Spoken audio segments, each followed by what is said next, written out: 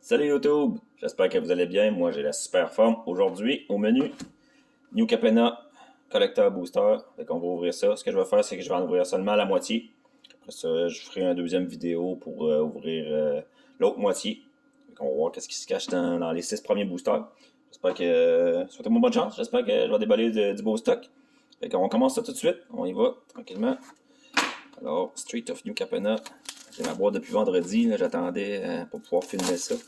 Alors, j'ai vraiment hâte de voir ce qui se cache dans cette boîte-là. Ok, on va sortir les 6. Si je suis capable d'ouvrir la boîte. Les 6 premiers boosters. Le petit box topper qui donne dans toutes les boîtes. On va le mettre de côté pour l'instant. Tiens, on va prendre la pile de gauche et on va garder la pile de droite pour la prochaine vidéo. Alors voilà. On a nos 6 petits boosters ici. Allons-y. C'est parti. On fait un pari pour voir le nombre de triple laine que je peux pogner dans ma série. Entre 3 et 5, je serais quand même content. Je vais mettre le booster ici pour qu'on puisse voir avec le déballe. Ok, c'est parfait. C'est parti. Alors, je vais aller plus doucement pour le premier booster. Après ça, je vais aller un petit peu plus vite. Botanica Plaza, un LAN, Wrecking Crew, Cabaretti Initiate, un 2 qui peut gagner Double Strike en payant 3 jusqu'à la fin du tour. Ok, parfait. Sour Crocodile, 4-6 pour 6. Crew Captain, Uncommon, 4-2 Ace pour noir, rouge, vert. Elle est indestructible tant qu'elle est entre en jeu ce tour-ci. Sleep Out the Back. Une jolie forêt. Wow, je sais pas qu'est-ce que vous en pensez. Ces laines-là sont super beaux. Je sais pas comment ça sort à l'écran. Alors moi, je les adore, ces petits basic laines-là. Depuis quelques années, ils font vraiment des super belles basic laines full art. Là, qui sont très belles. Encore des Unco. Une autre Unco foil. Très jolie. Oh! Bootlegger Stash Foil. Wow, une mythique en partant, ça commence super bien. Une des plus grosses cartes du set. C'est génial. J'adore cette carte-là. Coûte quand même 6 à jouer, mais dans un Commander, là, wow, c'est super bon comme carte. J'adore cette carte-là. Ah, une carte Commander, ça justement, dans un deck Commander. Causalité 3. Exile target instant or sorcery card from an opponent's graveyard. Copy that card. You may cast the copy without paying its mana cost. Okay, fait que t'exiles un instant aux sorceries du graveyard de ton opposant. Tu peux le copier. Puis t'as pas besoin de payer son coût. Oh, wow! Wow! Luxia Kiara's Gift. Wow, c'est tout un bon paquet, ça. Incandescent Area. 3 dégâts to each non-token créature. Wow, ça commence fort, ça commence fort. On va mettre ça de côté pour l'instant. C'est ici, un peu plus loin. Wow, ça va être dur à battre, là. Deux des plus grosses. Deux cartes que je voulais vraiment beaucoup dans ce set-là. Qui sont super bonnes. Ok, donc là, on va aller un petit peu plus vite. On va passer tout de suite au Uncommon. Je vais pas faire une vidéo de 30 minutes non plus pour avoir déballé 6 boosters. Uncommon, Maestros Charm. Qu'est-ce qu'il fait celui-là? Choose one. Look, regarde le top 5 cartes de ta librairie. Tu peux en mettre une dans tes mains, le reste dans ton cimetière. Ou tu fais perdre 3 de vie à tous tes opposants, tu gagnes 3 vies, ou tu fais 5 dégâts à une créature ou un planeswalker. Oh, une île. Super belle île ici. Reveler. C'est encore des uncommon. Première rare, Ledger Shredder. 1-3 pour 2. Flying. Quand un player casse le deuxième spell chaque tour, le Ledger Shredder Convive. Ça veut dire que tu piges une carte puis tu discardes une carte. Puis si tu discardes un non-land card, tu mets +1/+1 counter sur cette créature. D'accord. Ah, une autre carte de 7 Commander. Un 4 pour 3. Il ne peut pas bloquer. Et au début du combat, dans ton tour, le Céphalide Face Taker devient une copie d'un autre target créature jusqu'à la fin du tour, excepté que c'est une 1-4. Puis qu'elle ne peut pas être bloquée. Ah, ok. Can't be block ici. Ah, ok, elle peut bloquer. C'est juste qu'elle peut pas se faire bloquer. Can't be block. Ah, c'est ça, elle est imbloquable. Warchief, il est bon, lui, il me semble. 5-3 pour 3 trample. Quand il arrive en jeu, tu gagnes 3 vies. Quand il meurt, tu crées une 4-4 Rhino trample. Puis il est blitz pour 6. Quand même intéressant. Evelyn Covetous, 2-5 pour 5. Flash. Quand elle ou un autre vampire arrive en jeu sous votre contrôle, exilez le top card dessus de votre librairie de chaque player. C'est ça, exile le top card of each player library with a collection counter on it. Ok. Once each turn, you may play a card from exile with a collection counter. Ok, tu l'exiles, tu mets un counter collection dessus. Puis tu peux les jouer, les cartes que tu as exilées de cette façon-là, dans le fond. Ok. Puis Jaxis, le Troublemaker. Wow, c'est sûr que bon. Si on compare à l'autre paquet, c'est un petit peu moins bon, mais en même temps, on peut pas tout le temps avoir des super gros hits à tous les coups. Hein. Le troisième paquet, on va voir ce qui se cache là-dessous.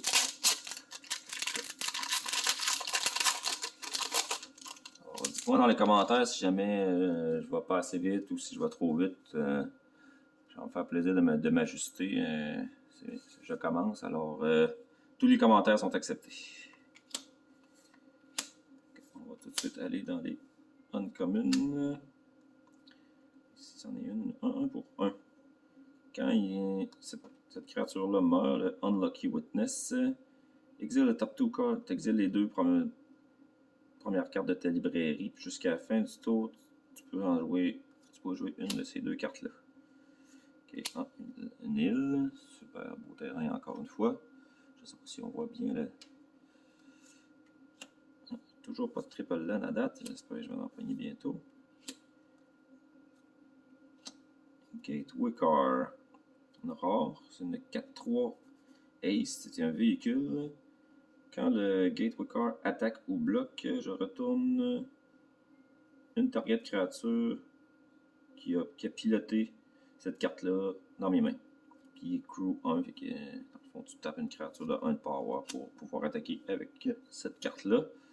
Life of the Party, 0-1 pour 4, First Strike, Trample, Haste. C'est un élémentaire, donc le dessin est super beau. Whenever Life of the Party attaque, it get plus X plus 0, oui. Till the end of turn, oui. X is the number of creatures you control. Okay. Quand tu attaques, il gagne X d'attaque, puis X c'est le nombre de créatures que tu contrôles. Puis quand il arrive en jeu, si c'est pas un token, tous les opposants créent un token qui est une copie. Puis les tokens sont goated. Ça veut dire que jusqu'à la fin de la game, ça veut dire qu'il faut qu'il attaque à tous les tours, mais un autre opposant que vous, dans le fond. Fait qu'il peut pas vous attaquer avec les tokens. Fait qu'il faut que les autres opposants s'attaquent entre eux. Ça peut être quand même drôle. Ça peut. Faites un beau bordel dans une game multiplayer à 4-5 players. Ça peut être très drôle. 1 pour 2. Flying. As long as there are 5 or more mana value among cards in your graveyard. Ok, il gagne plus 2, Death Touch si il y a 5 casting costs différents dans le fond. Si je comprends bien dans le graveyard. Puis quand lui il meurt, tu te milles de 2 cartes et tu piges une carte. Oh, encore le Bootlegger Stash. Wouhou! Beau carton. Oh, et ma première gold. Je ne sais pas si on voit bien ici. Je vais essayer de mettre un peu de lumière. Ça serait peut-être mieux. Wow! Une belle carte, ça.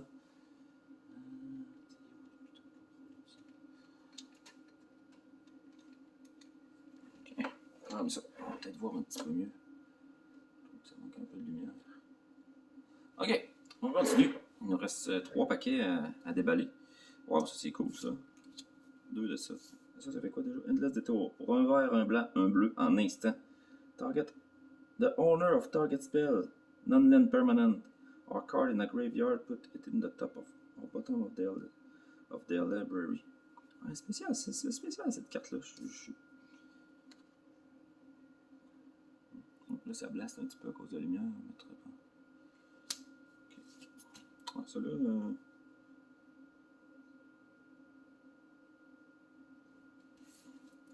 Je suis pas trop sûr. Ok. On va continuer.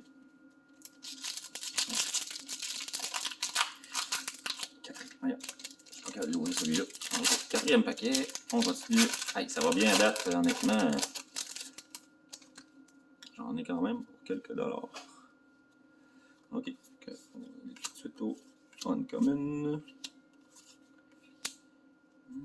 0,4 pour 2, un wall. Tu peux payer 3, le taper. Puis rendre une créature imbloquable jusqu'à la fin du tour. Ok. C'est une Uncommon, sorcerie. Gain control of target creature until the end of turn. Une table de créature. Un genre de Triton. Tu voles une créature jusqu'à la fin du tour. Puis tu fais un Treasure Token en plus. Oh, l'image est vraiment nice. Espèce de grosse griffe, de grosse patte de dragon qui essaie de ramasser un genre de petit gobelin. Oh, une belle montagne ici. Mask Bandit, 5-5 pour 6, Vigilance Menace. Ok, c'est une commune en plus. Tu peux payer 2 colorless, l'exiler de ta main. Target lane. Tu peux faire qu'un land gagne en le tapant, soit qui donne un noir, un rouge ou un vert.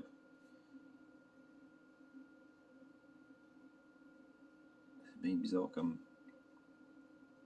Ah, ok, tu peux l'exiler de ta main pour 2 colorless. Tu peux le recaster dans le fond pour son mana cost pour 6. Ah ouais, ok, c'est spécial comme carte. Tu payes 1 puis tu donnes un bleu, un noir, un rouge dans ton pool, puis tu peux juste l'utiliser pour caster un instant ou un sorcerie. Puis quand cette créature-là meurt, tu peux ramener un instant ou un sorcerie de ton graveyard dans tes mains. Ok. Park Height, Pegasus, première rare, 2-1 Flying Trample pour 1 vert, 1 blanc. Quand la Pégase a deal des combats de fait du dommage au player, tu piges une carte. Puis si t'as deux créatures qui sont entrées dans. Ou plus qui sont entrées ce tour-ci sur le battlefield, sur le terrain, dans le fond. Ok, ok, sinon tu piges pas ta carte, dans le fond. Ok, c'est ça. Deal combat to a player, draw a card if you had 2 or more creatures. Ah, c'est ça. Faut que tu aies deux créatures qui aient entré en jeu ce tour-ci pour pouvoir piger ta carte quand elle fait des combats de match. Cyrix, Carrier of the Flame, 3-3 pour 4. Flying Haste, Phoenix, c'est un type de créature. Au début de chaque fin de tour, si une créature a quitté le graveyard ce tour-ci, target Phoenix you control, deal damage equal to its power. Ok. Un Phoenix que tu contrôles fait autant de dommages à son power à n'importe quelle cible de ton choix. Quand un autre Phoenix que tu contrôles meurt, tu peux caster celui-là, le Cyrix Carrier of the Flame, de ton graveyard. Sanguine Spy, 2-3 pour 3, Vampire Rogue, Menace Lifelink. Tu peux payer 1, sacrifier une autre créature, regarder le top card de ta librairie et la mettre dans ton. Et tu peux la mettre dans ton graveyard si tu veux. Puis au début de ton fin de tour, s'il y a 5 mana value différents dans ton graveyard, tu peux payer 2 colorless, puis 2 life, pas 2 colorless, 2 life. Et puis j'ai une carte. 2-3 pour un blanc, un bleu.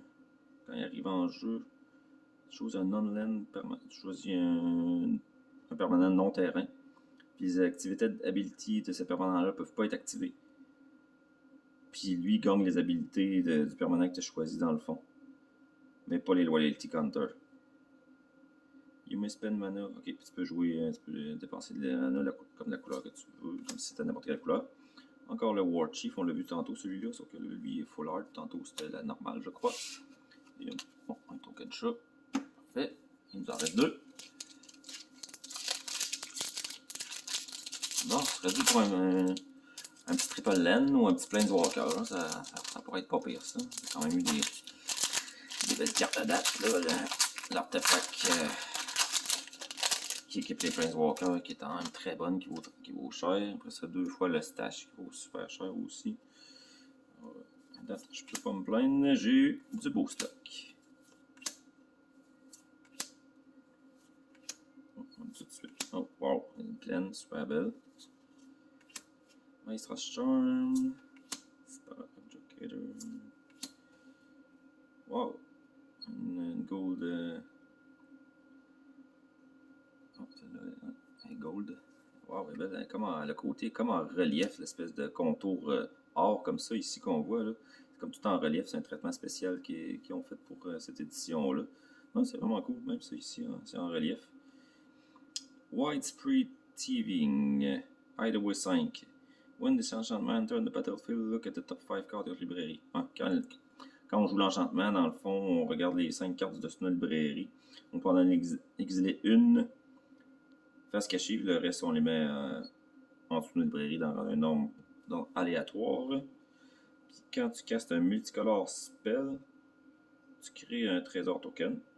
Puis tu peux payer un de chaque couleur. Puis si tu fais ça, tu peux payer la carte que tu as exilée plus tôt là, avec le Hideaway 5 ici, sans payer le coût. Tu peux aussi bien mettre une carte qui coûte cher quand tu l'exiles si tu fais ça. Sinon, je vois pas l'intérêt. Shield Broker, 3, 4 pour 5. When Shield Broker enter the battlefield, put a shield counter on a target non-commander creature you don't control. Ah ouais. C'est spécial ça. You gain control of that creature for as long. Ah ok. Tu fais un shield counter sur une créature que tu contrôles pas puis tu la voles. C'est quand même très drôle. Fait qu'après ça, elle est protégée. Puis elle peut pas se faire détruire. Puis si elle reçoit des combats dommages, ben on enlève le shield counter. Après ça, ben là, après ça, elle peut être détruite. Là. Mais c'est juste que ça prévient comme un coup. Ok. Ça, on l'a vu tout à l'heure. Oh yeah! Yes sir! Première triple land. Oh! Deux dans le même paquet, donc une foil. Deux fois la même par contre. Mais quand même. Une foil full art comme ça. Borderless. Comme on dit. Avec une forêt pleine island. Bon, ben, j'en ai deux. C'est bien. Espérer en prendre d'autres. Dernier paquet pour cette vidéo-là. Je vais faire la suite dans une autre vidéo. Je vais vous poster ça assez rapidement, probablement une journée d'intervalle sur YouTube. Okay, on va aller tout de suite au stock intéressant. Qui sont les rares. Le laine, belle montagne ici, encore une fois. Cabaret Charm. Glamorous Outlaw, non. Ça, c'est pas bon. Oh, première rare. Un autre enchantement Hideaway. Celui-là coûte 5, colorless 1 blanc. Même chose que tantôt, on exile les 5 cartes de notre librairie. On peut en exiler une, mettre les autres en dessous de notre librairie dans un ordre aléatoire. Whenever you attack with one or more creatures, toutes les fois que tu attaques avec une créature ou plus, trade that many 1-1 green and white. Tu fais autant de tokens. Hey, ça peut être fort. Un vert et blanc. Citoyen. Token créature.